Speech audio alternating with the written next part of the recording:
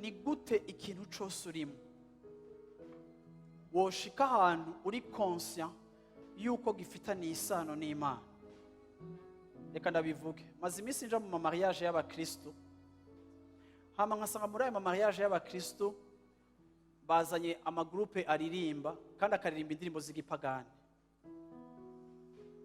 Sinzi kari ukwexagera, ako numva je ndi tellement ndaquestioninga canke ndibaza ku tuntu twinshi, ku buryo nibaza ni gute mariage yawe warasengeye umufiance wawe, Imana yarabacishije ahantu, mwarasengeye umunsi wanyu wa mariage, ariko ni gute umunsi mugira mariage muzana groupe ibaririmbira indirimbo zitanakijijwe, zimwe zifite n'amatema apfuye?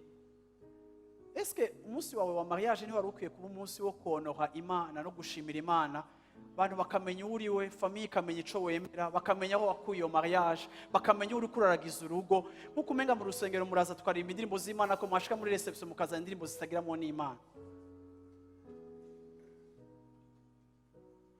ariko ugasanga ni kubera biri ya la mode, ni kubera n'abandi bose bariko barabigira uko mariage ziriko zirakogwa niko namwe muzikora, ugaca muzana za ndirimbo zinazopendwa. Ariko kandi mwege mariage yanyu ni mariage y'abaherezi, murabami n'abaherezi, muri abantu b'ubwami bw'Imana.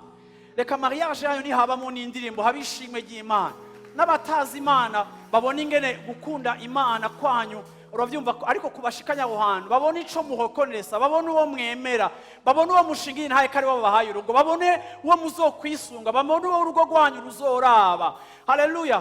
Kuko n'umunsi wanyu udasanzwe, n'umunsi wanyu udasanzwe, n'umunsi wanyu special, n'umunsi wanyu wa adoration, n'umunsi wanyu wo kugaragaza uwo mwemera n'uwo mubelonginga, n'umunsi wanyu, haleluya, mutibagira Imana nka troisième personne muri relation yanyu igiye gutangura. Haleluya! Ni gute ubuzima bwawe bugiye kuba ubuzima aho ingene ukundana n'Imana bigomba kudetermine ikintu cyose ingene uri kuragikora, ama decisions uri kurafata?